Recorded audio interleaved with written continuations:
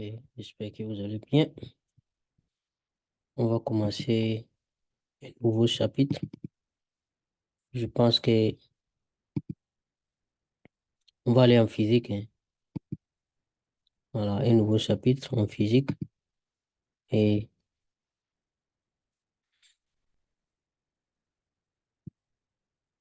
essayer de faire vite pour terminer le programme avant l'examen. Donc, on avait fait dernièrement le chapitre 12 et l'énergie mécanique, transfert et rendement. Et aujourd'hui, nous allons attaquer le chapitre 13, le moteur à piston. OK? Moteur, quand entendez moteur, vous pensez à quoi? OK? Donc, ce sont les moteurs qui sont dans nos engins, les véhicules, les motos et tout autre appareil qui utilise des moteurs. OK? Moteur à piston. C'est quoi un piston? Donc, c'est le chapitre qu'on va voir aujourd'hui. Et le contenu du chapitre, non, principalement trois grandes parties et puis une partie pour les exercices. OK?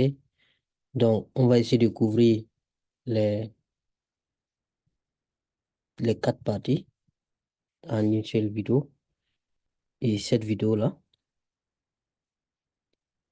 bon, ça sera un peu long, mais pas trop long. Voilà. Mais je pense que vous pouvez tenir.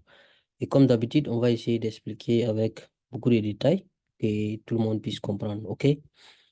Voilà. Donc, allons-y pour la première partie du chapitre et de la chaleur transformée en travail. Pourquoi ce titre comme ça? Parce que quand vous mettez euh, le carburant dans votre engin, dans votre véhicule ou dans votre moto, puis vous roulez là, en réalité, c'est le carburant qui est brûlé, donc l'essence ou peu importe, et le carburant que vous utilisez, c'est ce carburant qui est brûlé et sous forme, et ça donne de la chaleur.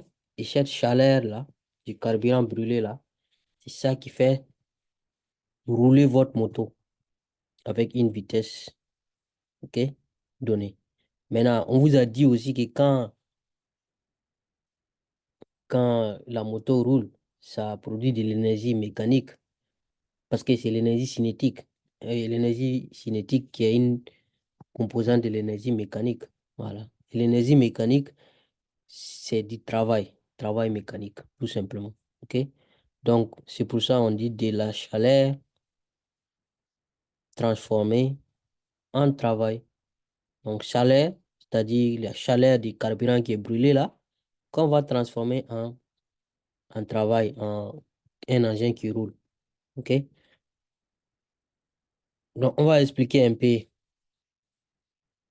avec plus de détails ce qu'il vient de dire là. On peut vous demander de faire un schéma annoté d'un moteur à piston. OK? Donc, il y a plusieurs façons de dessiner ça et en classe. Ici, je vais vous montrer peut-être des dessins plus détaillés. Voilà. Donc, d'abord, si on prend un engin comme ça, une moto, vous voyez une moto, où se trouve le moteur, le moteur, le piston, moteur à piston, se trouve ici. OK? C'est là, c'est là que ça se passe. Et vous voyez ici, j'avais déjà entendu parler de tuyau d'échappement. Ouais, échappement. Voici un tuyau. Donc, qui est relié ici. On va voir tout ça là, tout de suite. Donc, ça, c'est juste un schéma. Donc, dans les moteurs à piston là, il y a ces trucs-là. OK? Et c'est ça on appelle le piston en réalité. Si vous avez une moto, vous êtes déjà allé au mécano, peut-être au problème des pistons, parce que votre moto fume trop, la fumée noire qui se dégage, peut-être il y a un problème du piston, OK, qu'il faut remplacer. Donc souvent, si vous allez voir ces genre de choses-là, le mécanicien peut faire sortir et vous allez voir, OK? Donc, souvent aussi, par exemple, dans les véhicules, il y a plusieurs pistons. Vous voyez qu'ici, là, il y a jusqu'à 4. Donc, plus il y a des pistons, plus la puissance du véhicule est grande. La puissance du moteur, on va dire, est plus grande. Quand j'ai dit puissance ici, c'est la capacité du moteur à fournir, transformer la chaleur en travail. Ok? Donc, vous voyez, c'est ça qu'on appelle piston. Donc, dans le moteur, vous voyez comment le piston, vous voyez ça là, c'est à peu près ça qui est là, même chose. Ok? Donc, vous voyez les mouvements, le piston là va faire coulisser dans un espace comme ça, en haut, en bas. Ok? Le piston coulisse à l'intérieur de cet espace. Donc, pour pousser ou aspirer quelque chose, on va voir tout ça là en détail tout de suite. Donc, le schéma, voici un schéma qui est bien annoté. Peut-être en classe, quand votre professeur va dessiner, peut-être il ne va pas donner autant de détails pour les schémas. Voilà. Mais je pense qu'il y a des choses quand même qui sont obligatoires pour, eh, pour le schéma d'un moteur à piston. Ok? Il y a la bougie qui est là, par exemple. Ah, elle est obligatoire. Après ça, il y a ici tuyau d'admission. Tuyau d'admission. Et puis ici, il y a tuyau d'échappement. Ben, c'est tubulaire. Ici, c'est écrit tubulure, tubulure d'admission ici, tubulure d'échappement. OK? Voilà, mais il y a des choses, peut-être vous n'allez pas avoir besoin en classe. Par exemple, ces genre de choses-là. Besoin des culasse, segments, tout ça là. Voilà. Ah, poussoir, canne, ou bien c'est cam. Tout ça là, vous n'allez pas avoir besoin. Mais par contre, là, vous voyez ici, ce qui est là, là, système Villebrequin. Villebrequin. OK? Bielle. Voilà. Et que ici, là, et si vous remarquez bien, ça, c'est le piston maintenant. Vous voyez? Piston. Et si vous remarquez bien ce qui est là, là, c'est exactement la même chose qui est ici. OK? Et là, c'est la même chose qui est là. Donc là, ça, c'est le piston. OK? Et quand on regarde ici, bielle. Ça, c'est bielle. Voilà. Mais là, le vilebrequin n'est pas là. Vilebrequin, peut-être. Ça. Vilebrequin, bielle, bielle manuelle, si vous voulez. Piston. OK? Mais ici, là, sur ce schéma, il y a beaucoup de détails. Mais comment ça fonctionne exactement? Et si vous voyez ici, là, là, c'est votre essence qui est là. L'essence que vous mettez dans votre moto, réservoir de votre moto ou votre véhicule, l'essence est là. Donc, soupape, l'essence va entrer par là. Donc, en classe, on va vous dire soupape d'admission. Ici, là, on a écrit tubulure d'admission. Donc, c'est la même chose, c'est la même signification ici. Donc, ici, là, la soupape, là, soupape d'admission va s'ouvrir et l'essence va rentrer par là. Ça, c'est la soupape, là, qui est là. Ce que vous voyez là, ça, c'est la soupape. Maintenant, ça, c'est tubulure. Soupape d'admission, tubulure d'admission. Donc, ici, peut-être cette tige-là va monter comme ça et ça va pousser et la soupape, là, à s'ouvrir. Donc, l'essence va rentrer. Une fois que l'essence entre, donc, la soupape, là, va se fermer et vous voyez le piston là qui est là, va comprimer l'essence qui est entrée là. Et la bougie qui est là va émettre une étincelle pour allumer du feu, par exemple. Donc, ça va brûler l'essence là. Et l'essence là, c'est comme si ça va exploser. Et ça va pousser les pistons là à reculer. Donc, le fait que les pistons là reculent là, ça bouge, ça coulisse ici là, dans la chambre là. C'est ça qui transforme donc la chaleur là. Donc, c'est pour cela qu'on parle de transformation de chaleur transformée en travail. OK? Donc, il y a beaucoup d'autres schémas plus simples que ces schémas-là que vous devez avoir, que votre professeur a fait. Je vous exhorte à apprendre le schéma que votre professeur vous a donné en classe. parce que celui-là est peut-être un peu plus compliqué. Mais tout ce que votre professeur va vous donner est déjà ici. Voilà. Ok, je remets ça ici, notre moteur à piston là. Donc, la chaleur est transformée en travail. Donc, avec les moteurs à piston qui équipent les motos et les autos, nous sommes en présence d'un nouveau type de machine qui reçoit à l'entrée du carburant. Donc, c'est ce que j'ai expliqué. Le carburant rentre par là. Et de l'air. Donc, le carburant rentre, mais aussi il y a de l'air qui rentre. Vous voyez ici, filtre à air. Filtre à air. Carburant, c'est par là. Filtre à air entre par là. Donc, c'est du carburant et de l'air qui entrent en même temps. Donc, ces deux-là sont nécessaires à la combustion du carburant et fournis à la sortie du travail. Donc, comment le travail est fourni, quand le carburant et l'air là vont brûler, ça va pousser et le piston ici, qui va donc entraîner des systèmes duels manivelles là, et ça va faire rouler votre moto. On va voir tout ça là en détail après. Donc, retenez seulement que c'est de l'essence, le carburant plus de l'air qui vont brûler et ça va donner à la sortie du travail.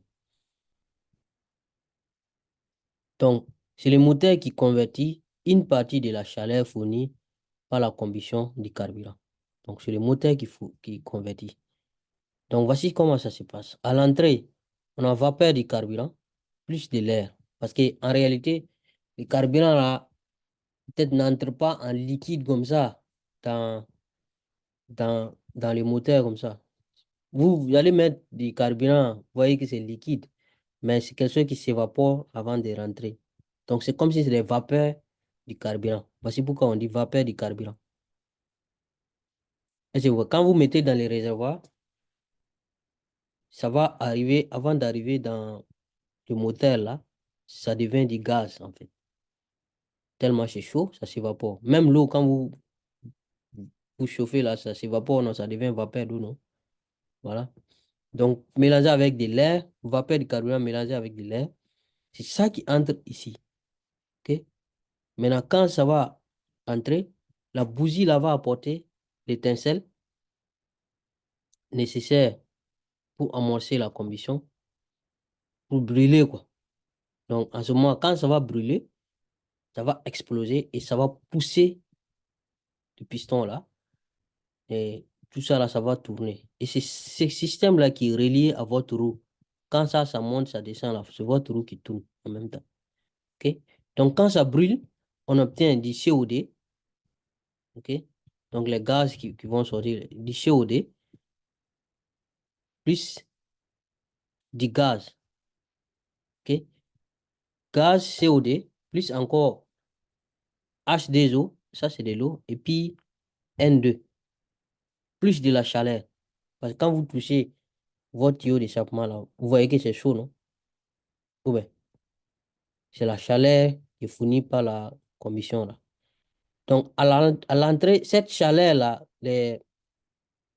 comment on appelle? Parce que quand ça va brûler, les pistons là, le système là va revenir en haut encore. Et c'est cette soupape-là d'échappement là. Ça, soupape, vous voyez, c'est écrit soupape ici. Soupape là va, soupape d'échappement va s'ouvrir et le piston là va remonter pour chercher les gaz brûlés là.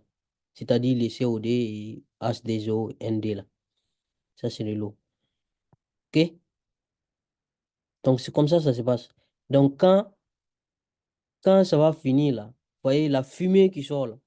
Cette fumée-là sort par là. Maintenant, c'est ça on appelle soupape d'échappement. Sur tubuli, donc, le tuyau là, tuyau d'échappement là, tubuli d'échappement. Et c'est ça qui sort. Si vous allez voir que si votre moto n'est pas en bon état, la fumée là est très noire comme ça. Donc, ce qui sort, la fumée noire qui sort là, c'est ça. Donc, ici, la carburant plus air là, on va appeler ça les gaz frais. et ça peut vous tomber dessus à l'examen. Les gaz frais. C'est quoi les gaz frais? C'est carburant. En réalité, vapeur du carburant plus de l'air. Tâchez ne pas oublier ça. C'est ça les gaz frais. Maintenant, les gaz chauds, parce que vous-même voyez le tuyau d'échappement est chaud, non? Ça, c'est ce qui est là. C'est ce qui sort au niveau de la soupape d'échappement, tuyau d'échappement. Ce qui sort quand la soupape d'échappement s'ouvre. OK? Donc, la chaleur transformée en travail toujours, pardon, enlevez ça. Maintenant, on va aller au rôle du système bielle-manivelle. Donc, le système qui est là, vous voyez la bielle là, non? Voilà. Quel est son rôle? Donc, ce système-là, système bielle-manivelle, permet de transformer le mouvement de translation rectiligne et alternatif du piston.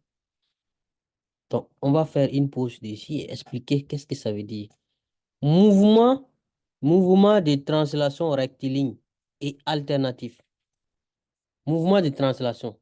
Quand on dit translation rectiligne, vous voyez le piston là comme ça? Le piston va faire en haut, en bas, de aller-retour. Donc, c'est ça qu'on appelle le mouvement de translation rectiligne. Rectiligne parce que c'est tout droit ici. Vous voyez? Le piston là, les airs frais, gaz frais rentrent. Gaz frais, vous connaissez maintenant, hein, ça veut dire carburant plus l'air. Donc, quand ça rentre, soupape d'admission se ferme, la bougie apporte une étincelle et ça explose. Une fois que ça explose, l'explosion là va pousser le piston là. Donc, il y aura une translation. Le piston là va pousser et puis ça va pousser tout cet ensemble là. Maintenant, cet ensemble qui est là, vous voyez comme un pied là, une jambe là. Cet ensemble là. Voilà, donc le piston va pousser cet ensemble. Et c'est cet ensemble-là qu'on appelle système bielle manivelle. Le piston là va pousser ça et il va se charger de transformer donc le mouvement rectiligne du piston là en mouvement de rotation. OK? Donc ça va tourner comme ça. Donc vous voyez, si vous poussez ici, ça va tourner. Le point qui est là, là où le point, ici là, point rouge là, ça va tourner comme ça. Et ça revient comme ça. Comme ça tourne. Ça va tourner comme ça. Quand le piston est en bas, part vers le bas comme ça, il va tourner comme ça. Après, le piston remonte, il va retourner comme ça. OK? Donc,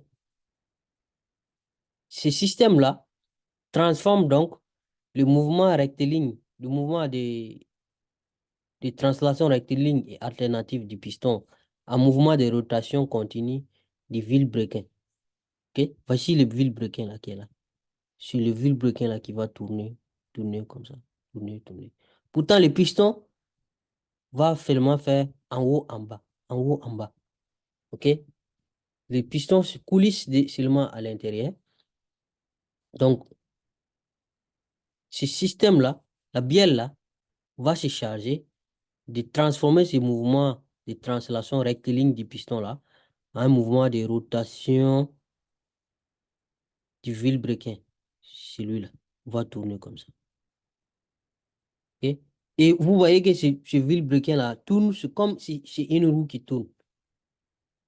C'est ce mouvement de vilebrequin-là qui sera traduit sur les pneus, sur les roues de votre engin. OK? Donc, rôle de la bougie, même si j'ai déjà dit plusieurs fois ici, le rôle de la bougie là, la bougie permet de produire l'étincelle nécessaire pour provoquer la combustion de gaz comprimés. OK? Gaz comprimé. Pourquoi les gaz là sont comprimés? Donc, on a le soupape d'admission qui est là, la tubulure d'admission qui est là, les gaz frais vont rentrer par là. Donc, gaz frais Je vais répéter ça plusieurs fois pour que ça reste dans vos têtes. Gaz frais, donc c'est carburant, ben gaz de carburant plus de l'air. Donc quand ces gaz frais vont entrer, la soupape d'admission là va s'ouvrir, les gaz vont rentrer. Après, quand les gaz vont entrer, la soupape d'admission là va se refermer. Et le piston qui est là, ok, va remonter. Donc vous voyez que tout est fermé, tout sera fermé ici. Et le piston là va remonter, comme si le piston là va comprimer. Vous avez vu que les gaz, on peut comprimer les gaz, ça va diminuer un peu les volumes, non? Quand on a vu le chapitre sur l'air et les gaz. Donc c'est comme si les gaz, l'espace qui est là, ok? Bougie, ce qui est écrit bougie ici, là, mais bougie est là, hein. Donc l'espace blanc qui est là, c'est les gaz là qui seront là. Donc une fois que c'est comprimé comme ça, là, imaginez comme si vous avez de l'essence ou bien de la vapeur d'essence. Puis vous venez, vous mettez seulement, vous prenez une allumette, vous allumez une allumette. Qu'est-ce qui va se passer? Mais ça va prendre feu. Oui. Donc, la bougie, là, le rôle de la bougie, c'est d'apporter une étincelle, et cette étincelle-là va provoquer la combustion des gaz comprimés. Donc, j'ai expliqué pourquoi on dit gaz comprimé ici. Ok? Les gaz là qui sont comprimés avec le piston là va remonter, pousser pour comprimer ça. Et puis ça maintient. Mais une fois que ça explose, ça va repousser le piston encore. Voilà. Donc, on va passer maintenant aux quatre cycles. Les cycles à quatre temps. Ok? Cycle à quatre temps, on va voir les différentes étapes qui se passent. Même si depuis toujours, depuis le début de la vidéo, je ne fais qu'expliquer ça.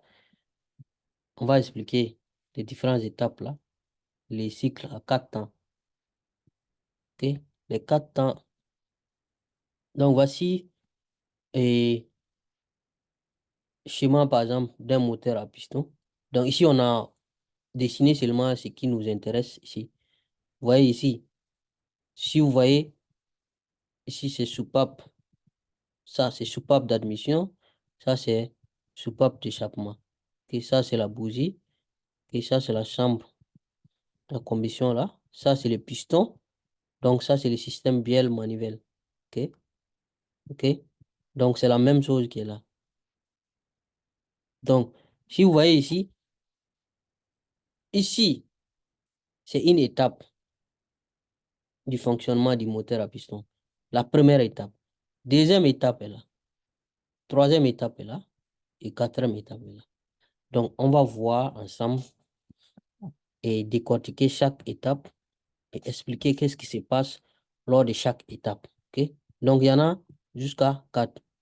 Première étape, deuxième étape, troisième étape et quatrième étape. Mais c'est le même moteur qui est là, hein. C'est le même moteur. Donc, qu'est-ce qui va se passer? Premièrement, la première étape là, on va appeler ça le premier temps. Parce que ici, vous voyez le titre grand D, le cycle à quatre temps. Le premier temps, admission. Donc, on va expliquer un peu admission là. Qu'est-ce que ça veut dire? Donc, admission là, la soupape d'admission est ouverte. Vous voyez? Ça pousse. Et puis la soupape, vous voyez ici, soupape d'admission là est ouverte. Là, c'est fermé. Vous voyez la différence? Vous voyez ici, cette soupape là. Vous voyez les deux soupapes. Soupape ici, soupape ici. Celle-là là est fermée. Ça, c'est la soupape. Soupape d'échappement qui est là. Ça ferme, ça bouche le trou qui est là. Ça, c'est la soupape d'admission. Elle est ouverte. Donc, soupape d'admission ouverte. Premier point. Deuxièmement, soupape d'échappement fermée. J'ai déjà dit ça, fermée. Vous voyez qu'ici, là, c'est fermé. Cette soupape, ça là, ça ferme ici. Troisièmement, le piston descend vers le point mort bas. On va expliquer point mort bas tout de suite. Donc, vous voyez le mouvement du piston. Vous voyez la flèche rouge qui est là, là. Ça descend. C'est comme votre pompe. Quand vous descendez là, quand vous descendez, vous tirez comme ça vers le bas, votre pompe, voyez, votre pompe, quand vous pompez, quand vous tirez, qu'est-ce qui se passe? C'est comme si vous aspirez, en fait. Donc, en réalité, le piston, là, quand il descend, quand le piston descend comme ça aspire donc les gaz frais dans les cylindres. Donc, entrée des gaz frais dans les cylindres. Donc, vous l'aurez compris, les cylindres là, c'est ça. Parce que souvent, quand vous partez sur votre mécano, le mécano vous dit c'est cylindre qu'il faut changer, ou bien c'est piston seulement qu'il faut changer. Souvent, c'est les segments. Voilà. Donc, aspire, ça aspire les gaz frais, piston descend. Donc, voici les quatre choses, les 4 points qui caractérisent le premier temps, qui est l'admission. Soupape d'admission ouverte, soupape d'échappement fermée, descente du piston, le piston descend au point mort bas, et entrée des gaz frais. Gaz frais, on vous a déjà expliqué qu'est-ce que c'est le gaz frais. Voici la première étape. OK? Donc, vous voyez en même temps les mouvements ici, là, du vilebrequin, là. Ça fait ça.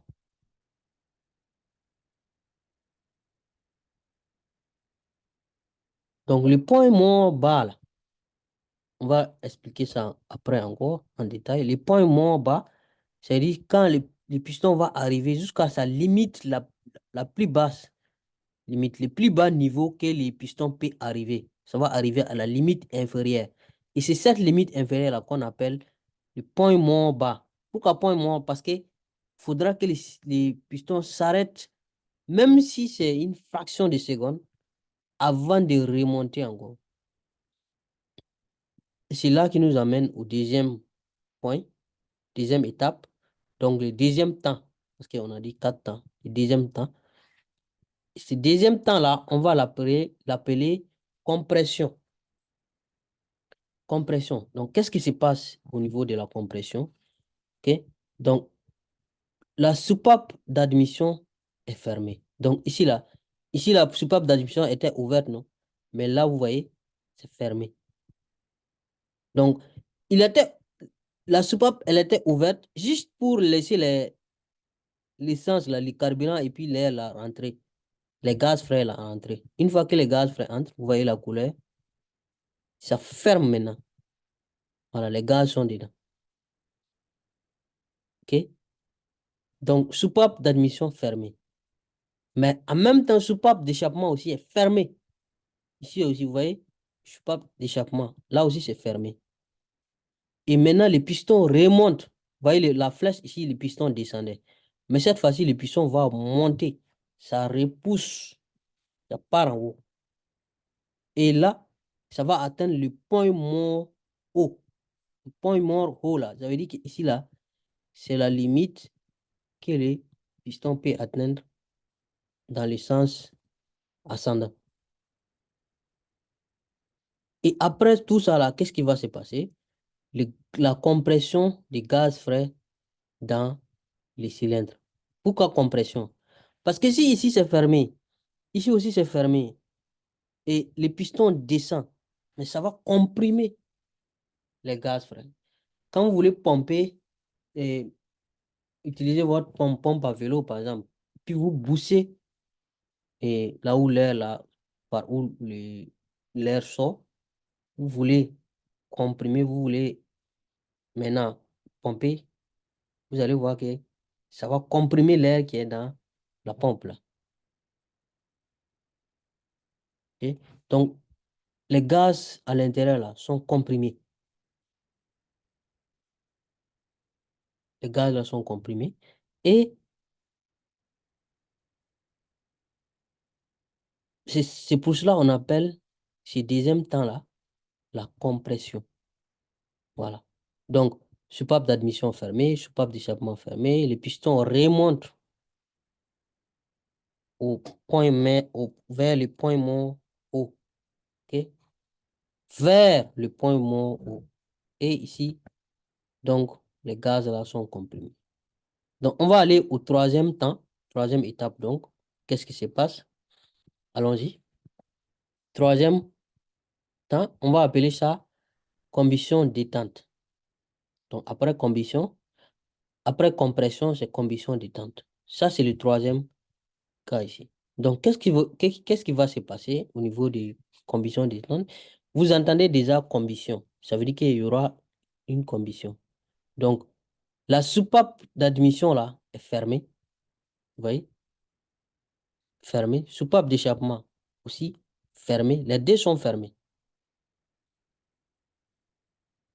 OK? Les deux sont fermés. Et après, qu'est-ce qui se passe?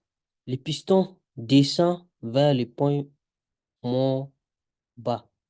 Le piston là va descendre. Va descendre. Pourquoi? Combustion. Dans la combustion des gaz frais. En réalité, peut-être on devait mettre combustion là avant de mettre piston descendre. Je pense que c'est mieux. La bougie, vous voyez la bougie ici? La bougie va apporter l'étincelle nécessaire pour, pour la combustion et ça va exploser. OK? L'essence qui était comprimée ici, là, les gaz frais, l'essence plus l'air, hein, les gaz frais qui étaient comprimés ici, là, dans le deuxième temps, là, si la bougie apporte donc l'étincelle nécessaire pour la combustion, il y aura une explosion à l'intérieur. Et cette explosion-là, c'est ça qui va repousser les pistons, là. Ça va repousser les pistons vers le bas. Donc, c'est pour ça que les pistons redescendent vers le point moins bas encore. Il va redescendre. Donc, voici les 4 points qui caractérisent le troisième temps, la combustion. Quatrième temps, on va appeler ça échappement. OK? Échappement, donc, au niveau de l'échappement, quand ça va brûler au niveau du troisième temps là, combustion là, l'essence, les gaz frais qui vont brûler là, ça va donner donc eh, des gaz brûlés. Donc, ce qu'on a appelé les gaz chauds. L'équation là, on a vu il y a les gaz frais et puis les gaz chauds. Donc, les gaz chauds là, c'est quand ça va brûler. Donc, c'est ce que vous voyez qui sort au niveau de votre tuyau d'échappement là. C'est ça, les gaz chauds. Donc, c'est ça qui sort. Donc, en ce moment, quand ça va brûler ici, qu'est-ce qui va se passer? Il y aura seulement du COD, c'est-à-dire les gaz brûlés là, les gaz chauds là. Donc, il faut que soupape d'échappement là s'ouvre. Mais il faut que soupape d'admission là reste fermée. Sinon, les gaz, les fumées, la fumée là, va rentrer dans votre essence. Donc, soupape d'admission là doit être fermée. Par contre, soupape d'échappement là doit être ouverte. Ça s'ouvre pour laisser la fumée là sortir. La fumée là va partir. Mais pour chasser la fumée là totalement, donc le piston là va remonter. Vous voyez qu'ici là, il était descendu, hein. Donc, il va remonter, pousse les gaz là, pour que les gaz brûlés là, les gaz chauds là, vont partir. Donc, le piston va remonter vers le point mort haut. OK? Et donc, c'est ce qui va provoquer expulsion des gaz chauds vers les tuyaux d'échappement. On a dit les tuyaux d'échappement parce que peut-être si c'est une moto, peut-être c'est un seul tuyau d'échappement. Mais il y a des véhicules qui ont plusieurs tuyaux d'échappement, hein. Il faut vérifier. En circulation, vous allez voir qu'il y a des véhicules qui ont plusieurs tuyaux d'échappement. Et comme il y a des moteurs qui ont plusieurs pistons, les chambres comme ça, là, les cylindres, là, il y en a beaucoup, plusieurs. J'ai déjà montré ici au début. Donc, voici le quatrième temps. Donc, ce qui caractérise le quatrième temps, soupape d'admission fermée, soupape d'échappement ouverte, piston remonte vers le point mort haut. Donc, c'est pour chasser en fait les gaz chauds. Donc, expulsion des gaz chauds vers les tuyaux d'échappement. Voici ce qu'on a. OK? Donc,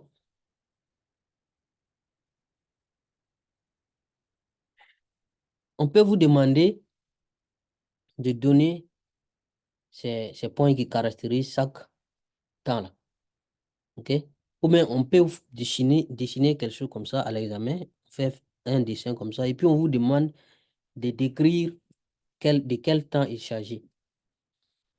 OK? Donc, il faudra être vraiment attentif et remarquer ce qui se passe. Il faut maîtriser tous les points qui sont là. Donc, ici, si vous remarquez juste des petites remarques qu'on va faire sur ce schéma, la soupape d'admission, là, elle est ouverte à un seul temps. C'est pendant le premier temps seulement. L'admission. C'est pendant l'admission, le premier temps seulement, que la soupape d'admission est ouverte. Regardez tous les autres temps, c'est fermé, fermé, fermé. Donc ça, c'est une remarque que vous devez faire. Soupape d'admission est ouverte pendant l'admission, temps d'admission. OK? Maintenant, soupape d'échappement, elle est ouverte uniquement pendant les derniers temps, l'échappement. Ici. Vous voyez? C'est ici seulement que c'est ouvert. Tout le reste est fermé, fermé, fermé. OK? Donc, ça, c'est des remarques qu'il faut faire rapidement. Maintenant, le mouvement du piston. Vous voyez? Ça descend, ça monte. Ça descend, ça monte. Si vous êtes malin, là, essayez de retenir un seul cas, et puis vous pouvez retrouver tous les autres. OK? Si moi, je sais qu'au niveau de la combustion, là, combustion détente, là, je sais que comment dirais-je, l'explosion, là, va pousser le piston, par exemple, pour que le piston puisse descendre. Je sais qu'en ce moment, donc, le piston descend ici, vers le point mort bas. Donc, du coup, si j'ai pu identifier au troisième temps que le piston descend, je sais que le quatrième temps, ça va être le contraire. OK? Ça monte. OK? Je sais qu'à gauche et à droite, ça va être le contraire. Parce que à chaque fois, c'est alterné. Parce qu'on a dit mouvement de translation verticale, rectiligne et alterné. Alterner, ça veut dire on change à chaque fois. En haut, en bas, en haut, en bas. Vous n'allez jamais avoir en bas, deux fois de suite, ou même en haut, deux fois de suite. C'est toujours alterné. Donc, il suffit de retenir un. Si vous avez retenu le premier, que le premier, par exemple, ici, le piston descend pour aspirer les gaz frais. Donc, vous savez que la suite, c'est le contraire, c'est l'opposé, ça va monter. Et le suivant, c'est contraire de ce qui est passé, ça descend et ça monte. Il y a quelque chose comme ça aussi que vous pouvez facilement tenir. Maintenant, le seul temps où la bougie où il y a la bougie intervient là, c'est le troisième temps ici. OK? Ici qu'il y a la combustion. Ça, c'est facile à retenir quand même. Donc, le seul temps où le piston entraîne le vilebrequin est le troisième temps, combustion détente. Qu'est-ce que ça veut dire? Ça veut dire qu'ici, là, c'est le piston qui commande. C'est le piston qui pousse le système vilebrequin. Et le système bielle manuel, le système vilebrequin ici. Entraîne le vilebrequin. Vous voyez le vilebrequin qui est là? On vous a montré comment la bielle là fait tourner le vilebrequin. Donc, ça veut dire que ici, c'est le vilebrequin qui fait descendre le piston. Le piston descend. La rotation du vilebrequin fait descendre le piston. OK? Là, c'est la même chose, c'est la rotation du vilebrequin là qui fait repousser le piston vers le haut. Mais ici, là, c'est le piston qui commande. C'est le piston qui est poussé et le piston va pousser aussi le vilebrequin. Et après, c'est le vilebrequin encore qui pousse le piston et pour chasser les gaz chauds. Donc, les seuls moments, les seuls temps où le piston entraîne le vilebrequin, entraîne, ça veut dire pousse, ou bien traîne, tire. Voilà, c'est ici, c'est le troisième temps. Le piston va pousser. Donc, on peut aussi vous donner des exercices sur ce genre de choses. Bon, je garde ça ici. Définition. On va faire des définitions maintenant. Troisième. Ah, définition. OK? Donc, j'ai dessiné le moteur là ici avec beaucoup de détails. Donc, vous voyez ici, eh, l'échappement et admission, la soupape d'admission. Et ça, c'est le tuyau d'admission. Soupape d'échappement, échappement, ça, c'est le tuyau d'échappement. OK? Donc, voici notre vilebrequin là, qui est là. Et ça, c'est la bielle. OK? Et ça, c'est le piston. OK?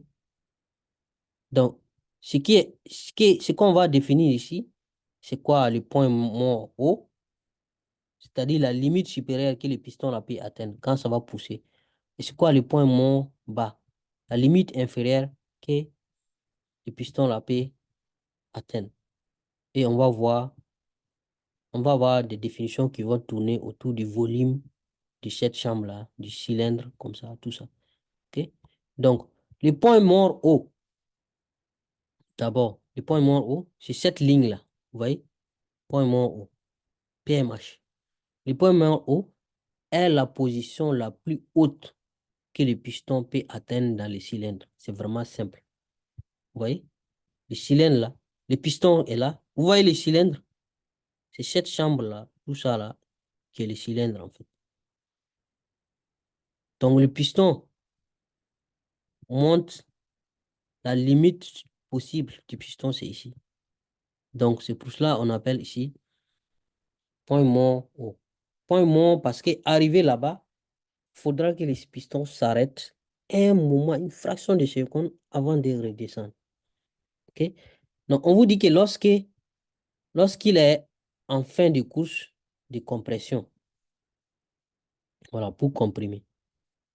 Donc à ce stade-là, OK, c'est ici, hein. Vous voyez, ici, compression, c'est ici, comment on appelle? Deuxième temps. Donc, quand il va finir de tout comprimer, fin de course, peut-être ici, là, il commence à comprimer d'abord, ce n'est pas fin de course d'abord. Voilà. Donc, ici, là, on dit qu'au niveau de, en ce temps-là, à ce stade, les gaz frais sont comprimés et attendent la combustion. Donc, ici, OK, les, les points moins hauts marquent ainsi la fin de la course de compression et le début de la course de puissance, c'est-à-dire combustion détente. Donc, le piston, une fois que le piston arrive au niveau au maximum, là, niveau maximum, c'est pour dire que j'ai comprimé maintenant les gaz frais et ça met fin au deuxième temps et début du troisième temps. Maintenant, la bougie, c'est à la bougie de jouer son rôle, d'apporter l'étincelle pour que ça explose. Voilà. C'est ce que ça veut dire. Maintenant, les points moins bas, donc ça, c'est un peu l'opposé. C'est vers le bas en ce moment, c'est la limite. Donc, on vous dit que quant à lui, c'est la position la plus basse que le piston peut atteindre dans le cylindre lorsqu'il est en fin de course de la combustion détente. Donc, quand arrivé ici, là, le point le plus bas, l'explosion là va pousser le piston va venir comme ça vers le bas. Le point le plus bas possible pour les pistons en ce moment. Donc, à ce stade, la combustion du carburant et de l'air comprimé, c'est déjà brûlé, a eu lieu, et la force générée par la poussée, donc l'explosion là va pousser le piston, et cette force générée par la poussée du piston vers le bas pour produire de l'énergie. L'énergie, c'est-à-dire le travail. OK? Donc, point mort bas. Vous connaissez la définition maintenant. On continue toujours avec les définitions. Les cylindrées. C'est quoi les cylindrées? Cylindrée est une mesure de la capacité du cylindre. OK? Capacité du cylindre. Le volume, en fait. C'est comme en centimètres cubes. Ça se mesure. Donc, le cylindrée, là, est, est une mesure de la capacité du cylindre ou la capacité totale de tous les cylindres. Parce qu'il y a des moteurs qui ont plusieurs cylindres. OK? Voilà, des moteurs à combustion interne. Donc, plus précisément, hein, la cylindrée est le volume déplacé par le mouvement du piston ou la somme des volumes déplacés par le mouvement de tous les pistons. C'est quoi où il y a plusieurs pistons. Du moteur d'un point mort bas à un point mort haut. OK? Donc, elle est exprimée en centimètres cubes, donc cc, ou bien en litres. OK? Vous voyez ici, les cylindrées, par exemple. Quand vous entendez souvent des motos, des grosses cylindrées, vous entendez souvent gros cylindrées, non? Voilà. Ça veut dire que les cylindres là est grand. Ça absorbe, ça consomme plus d'essence. Donc, ça roule plus vite aussi. OK? Ça peut atteindre des vitesses énormes. Donc, grosse cylindrée, si vous avez déjà entendu parler de ça, c'est ce que ça veut dire. Ça veut dire, c'est le volume du cylindre là, en fait. Le volume de. Ouais, on vous a dit comme définition ici, le volume déplacé par le mouvement du piston. Donc, le volume que le mouvement du piston va faire, c'est entre le point moins haut et le point moins bas. Et c'est pour ça ici, vous voyez, V cylindre. Donc, volume du cylindre. C'est le volume entre ici, le point moins haut et le point moins bas. Vous voyez? Ici, là, le piston, c'est comme si en train de toujours de faire mouvement. Donc, ce volume-là, c'est comme la surface multipliée par hauteur, par la section. Donc, c'est ça ici. Donc, ici, là, on a combien? 450 centimètres cubes. Donc, voici la cylindrée. OK? Donc, on peut dire ici 450 cc. Donc, sur les motos, vous allez entendre cc, cc. Ça veut dire tout simplement centimètres cubes. OK. On continue toujours avec donc, les définitions. On vous dit ici, la cylindrée est un facteur important pour déterminer la puissance des moteurs. Donc, c'est ce que je disais. En général, plus la cylindrée est grande, plus la puissance maximale du moteur est élevée. Voilà. Les grosses cylindrées, donc, sont plus puissantes. Donc, toutefois, d'autres facteurs tels que la technologie du moteur, la qualité des matériaux, la conception de la combustion, la conception de la combustion joue également un rôle important dans la puissance globale du moteur. Voilà. Mais la cylindrée aussi est un facteur important. Donc, la cylindrée là est souvent utilisée comme un critère de sélection pour les voitures, les motos et d'autres types de véhicules, car elle est directement liée aux performances du moteur. Donc, souvent, c'est la cylindrée que les gens utilisent, même pour les permis. OK? Même pour les permis de conduire, là, on utilise ça. La distance parcourue par les pistons entre les points morts haut et les points morts bas est appelée course. Il ne faut pas confondre course là avec cylindrée, hein. Voilà. Vous voyez, cette distance, voici la distance ici, entre ici et là. C'est ça qu'on appelle course. Maintenant, volume, c'est comme si on faisait course multipliée par la section des cylindres. C'est ça qui fait le volume. C'est ça qui fait les cylindrées. Mais course là, c'est cette distance entre là et là. Vous voyez? Volume du cylindre, ça c'est à l'intérieur. Mais course, c'est cette distance. C'est cette hauteur là. Vous voyez la distance qu'elle a. OK? C'est la distance totale que parcourt le piston dans les cylindres lors d'un cycle complet de fonctionnement du moteur à combustion interne à 4 temps.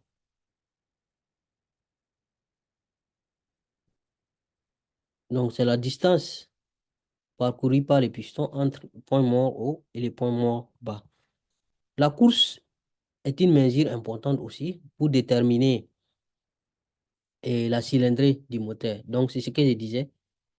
La course, là, on multiplie ça par la section du cylindre pour avoir le volume, non? Donc, pour avoir les cylindrées. Donc, c'est pour ça qu'on dit la course est importante pour déterminer donc la cylindrée du moteur, car elle détermine la quantité d'espace disponible dans les cylindres pour le déplacement du piston. Donc ça, c'est complètement lié au volume total du cylindré, au cylindré. Quand on dit volume du cylindré, c'est un peu bizarre. Parce que cylindré, déjà, ça veut dire volume, non? Voilà. En général, plus la course est longue, plus la cylindrée est aussi grande. C'est normal, non? OK? Et plus la puissance potentielle du moteur est élevée aussi. OK, on va passer maintenant au rendement, le rendement des moteurs à piston. Rendement des moteurs à piston. Donc, on a vu un peu le rendement dans le chapitre passé et on a vu c'est l'énergie qui entre et l'énergie qui sort qui sont considérées. Donc, c'est l'énergie qui sort divisée par l'énergie qui entre dans un convertisseur qui donne votre rendement. Parce que le moteur à piston, on vient de dire, c'est un convertisseur. La chaleur a été convertie en travail mécanique, énergie mécanique. Ou bien, donc, le moteur à piston, en réalité, c'est comme un convertisseur aussi. Donc, on va voir son rendement.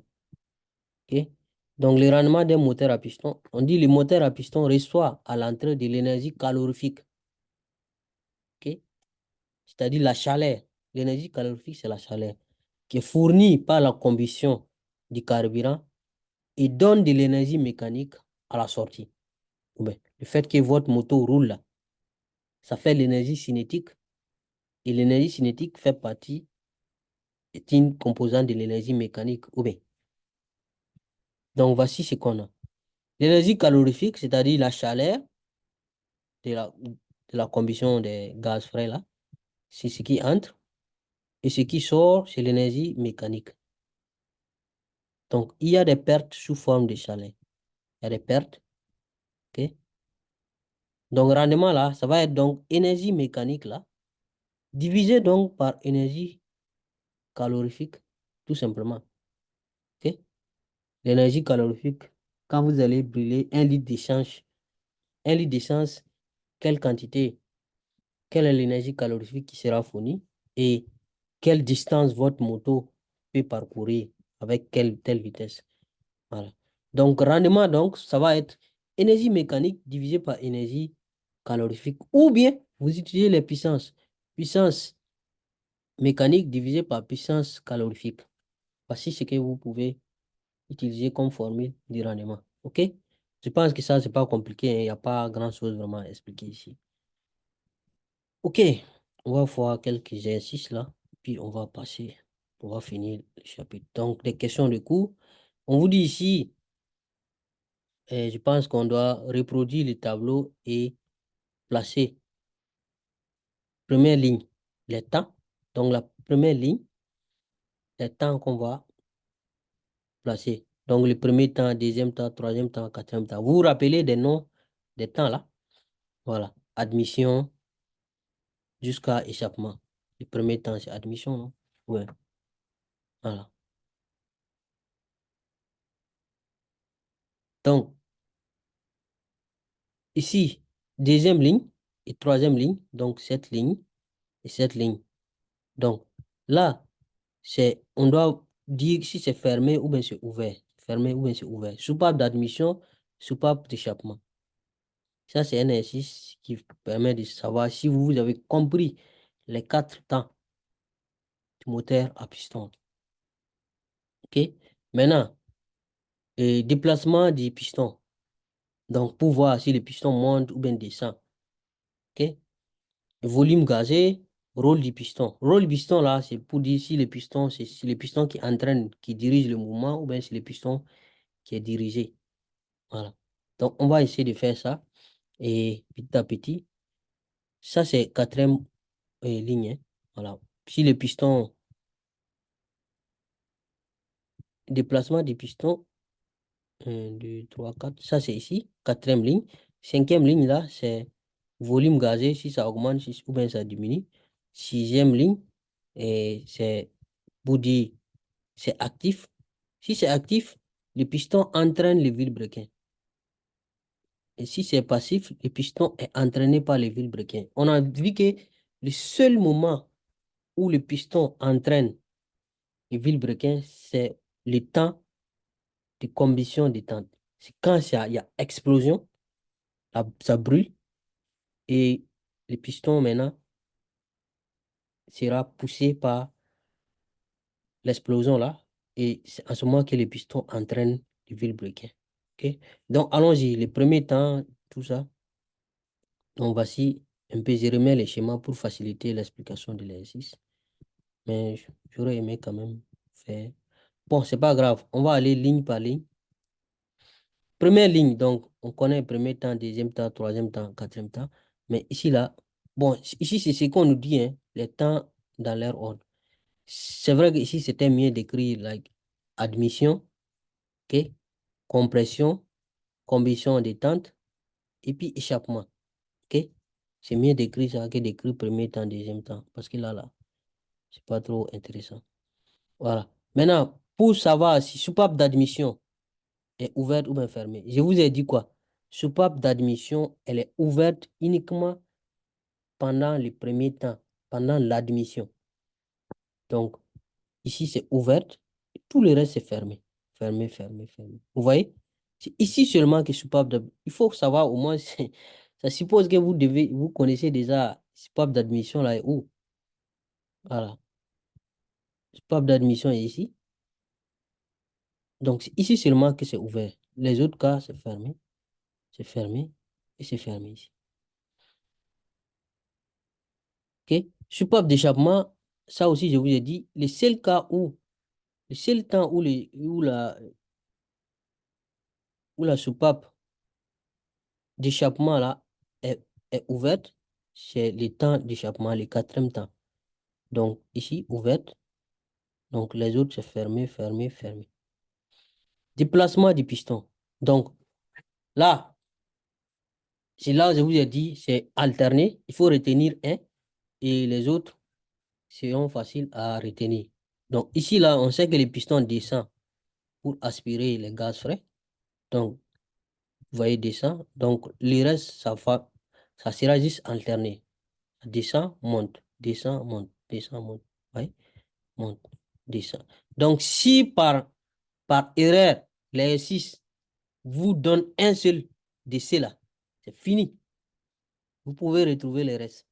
Parce qu'il faut que ça soit alterné.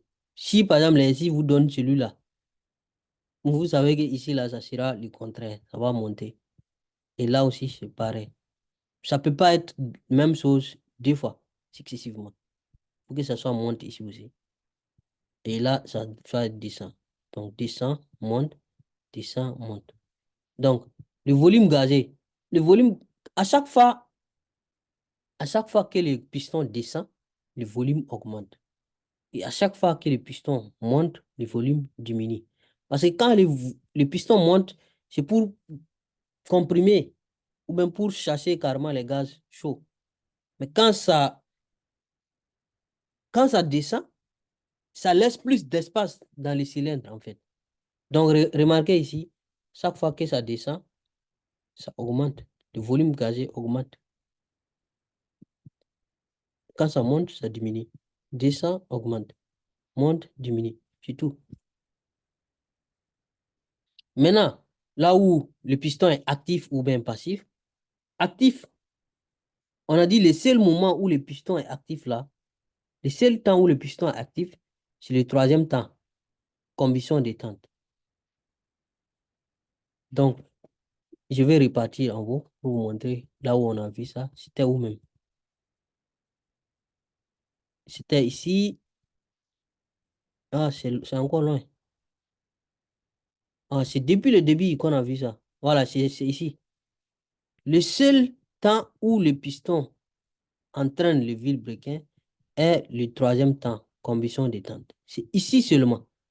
Quand il y a explosion, et puis l'explosion là va pousser le piston. Donc le piston va pousser, va commander le vilebrequin là de descendre. Voilà. C'est le seul moment où le piston commande. Tout le reste, c'est le piston qui est commandé. Donc c'est le moment que le piston entraîne le, le vilebrequin. Donc c'est pour ça qu'on dit que c'est le seul moment où le piston est actif. OK? Donc on retourne maintenant où on était. C'était où même? On était au niveau des exercices, hein, si je ne me trompe pas. Voilà, on était là. OK? J'espère que cet exercice-là, ce tableau-là, c'est compris. Donc, c'est pour cela ici, le seul temps, c'est le troisième temps où le piston est actif. Donc, rôle du piston entraîne le vilebrequin.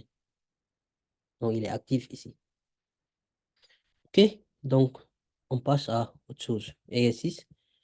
Et on vous dit un moteur à piston de rendement énergétique 25%. OK? Voici le rendement. À une puissance mécanique de 2 kilowatts. OK? 2 kilowatts. Il fonctionne pendant 45 minutes. On vous dit ici quelles sont les formes d'énergie mises en jeu. Ça, c'est simple, hein? Deuxième question, quelle est la puissance fournie par la combustion du carburant? Troisième question, quel est le travail mécanique fourni par la combustion de son carburant? OK? Quelle est l'énergie calorifique utilisée? Sachant qu'un litre de ce carburant fournit. Et ça, c'est pas une question, hein. Ça, c'est 5 là, c'est lié à la quatrième question là. On vous donne 10 juste les données. On vous dit que un litre de carburant fourni en brûlant 36 000 kilojoules. Calculez le volume. Ah, c'est une cinquième question alors. OK. Calculez le volume du carburant consommé en 45 minutes de fonctionnement. OK. Donc, on commence à répondre. Donc, les énergies qui sont mises en jeu, c'est comme au niveau des rendements là. On vous a dit que c'est l'énergie calorifique et l'énergie mécanique. Donc, les deux énergies qui sont mises en jeu ici, c'est l'énergie calorifique et l'énergie mécanique. C'est tout. C'est les deux énergies qui sont mises en jeu ici. OK? Quelle est la puissance fournie par la combustion du carburant? OK? Donc, on utilise le rendement pour ça. Puisqu'on a la puissance mécanique, on nous demande. Est-ce que vous comprenez d'abord que quand on dit puissance fournie par la combustion du carburant, là, combustion, c'est la puissance calorifique qu'on vous demande. Puissance de la chaleur là, qu'on vous demande. Donc, on sait que rendement égale à énergie mécanique, énergie calorifique, ou encore est égal à puissance mécanique divisé par puissance calorifique. Donc, on peut dire donc puissance calorifique est égal à puissance mécanique divisé par rendement. Donc, puissance mécanique, là, on nous a dit que la puissance mécanique, c'est 2 kilowatts. Donc, le rendement, c'est 25%. Donc, j'ai dit, quand on dit 25%, là, c'est comme si c'était 25 divisé par 100. Donc, c'est 0,25. Donc, vous prenez D divisé par 0,25. OK? Euh, Par contre, ici, là, je pense que, comment on appelle? Il y a un problème ici avec la puissance. Je ne pense pas que ça soit 800. Je pense pas.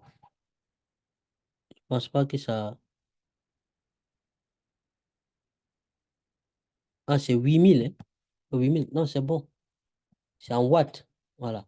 Ici, c'était en kilowatts, donc il faudra, en multipliant par 1000, on obtient en watts. Donc, c'est bon ici. Il n'y a pas de souci. Donc, quel est le travail mécanique fourni par la combustion de son carburant? Travail mécanique. Travail mécanique, on va dire donc, puisque on a puissance mécanique qui est 2 kilowatts, et puis on a le temps, 45 minutes. On sait que travail, ça fait puissance fois temps, non? Donc, ça, c'est simple.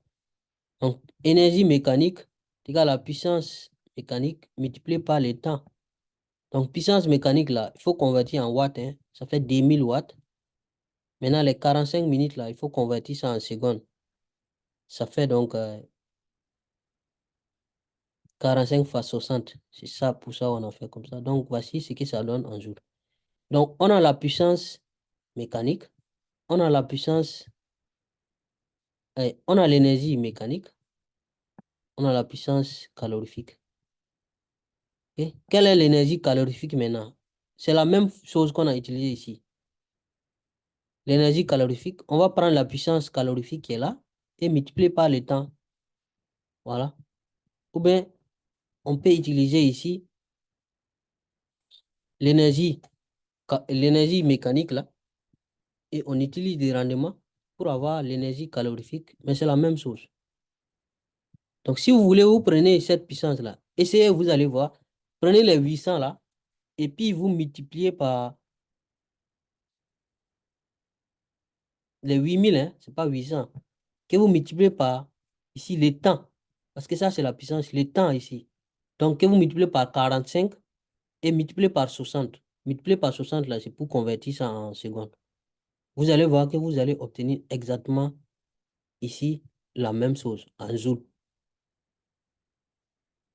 Essayez, vous allez voir vous-même.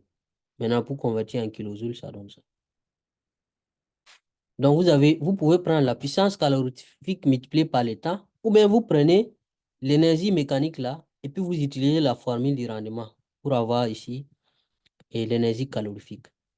Maintenant, si on vous a donné, si vous avez cette énergie calorifique, on vous dit maintenant que ça sent qu'un litre de ce carburant fournit 36 000 kilojoules. Calculez le volume du carburant consommé en 45 minutes. Donc, le volume du carburant consommé en 45 minutes, là, c'est le volume qui correspond à, à cette énergie-là. OK? 21 600 kilojoules, là. C'est le volume consommé en 45 minutes, non? Comme les exercice dit. Donc, ici, là, c'est juste une règle de 3. Donc, on sait que 36 000 kilojoules correspond à 1 litre. Voici, 1 litre, c'est 36 000 kilojoules.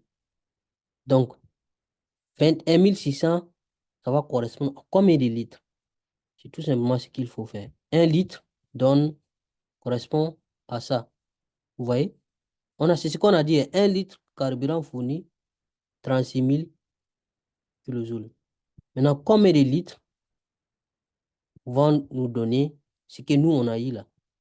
21 000. Donc, vous faites 21 600 que vous divisez par 36 000. Donc, on obtient 0,6 litres. Donc, ça veut dire que pendant 45 minutes là, que vous avez roulé là, le moteur a consommé 0,6 litres d'essence. C'est ce que ça veut dire. Bon, je pense que c'est fini. Donc, on va juste arrêter là. Et merci beaucoup pour votre temps et votre attention. Et à très bientôt.